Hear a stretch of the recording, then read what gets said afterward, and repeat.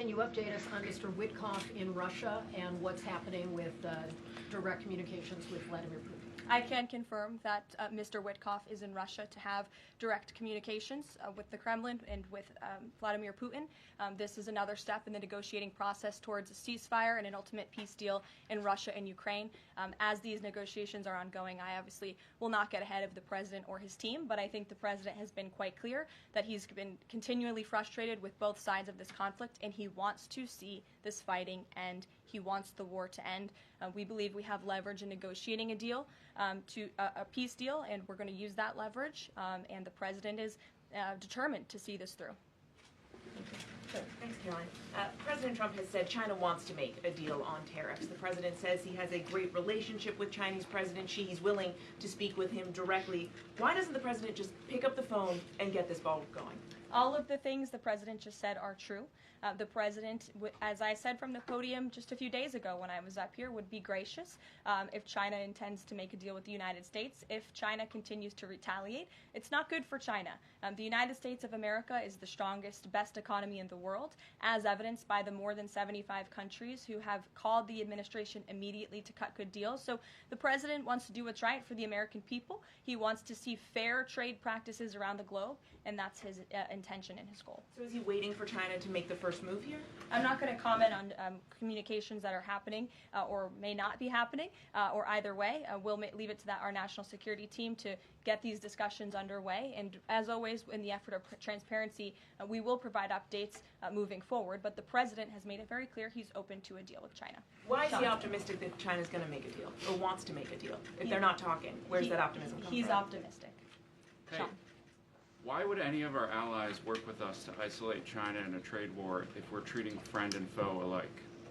You'll have to talk to our allies who are reaching out to us. The phones are ringing off of the hooks. They've made it very clear they need the United States of America. They need our markets. They need our consumer base. You saw Prime Minister Benjamin Netanyahu in the Oval Office with the president saying that he was going to bring down all of their monetary tariffs and their non-monetary tariff trade barriers as well. We've heard from South Korea. We've heard from Japan. The president has spoken to Vietnam. We have Italy coming to the White House next week.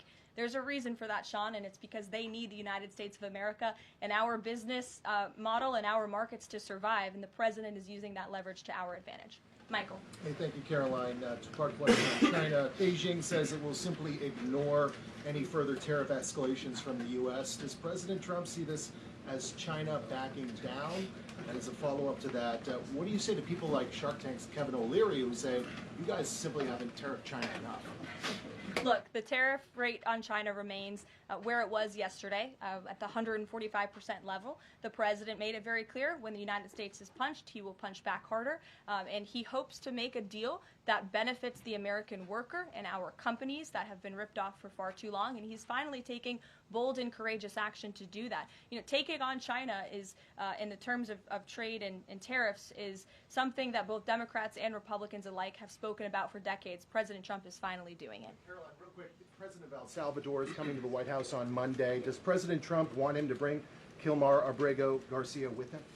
The Supreme Court made their ruling last night very clear that it's the administration's responsibility to facilitate the return, not to effectuate the return. I believe the Department of Justice just filed another brief in the lower court. I would defer you to that for any updates. But as you mentioned, President Bukele will be here at the White House on Monday to talk about the cooperation that is at an all-time high. And we very much appreciate President Bukele and El Salvador's cooperation and the repatriation of El Salvadorian gang members who the previous administration allowed to infiltrate our country.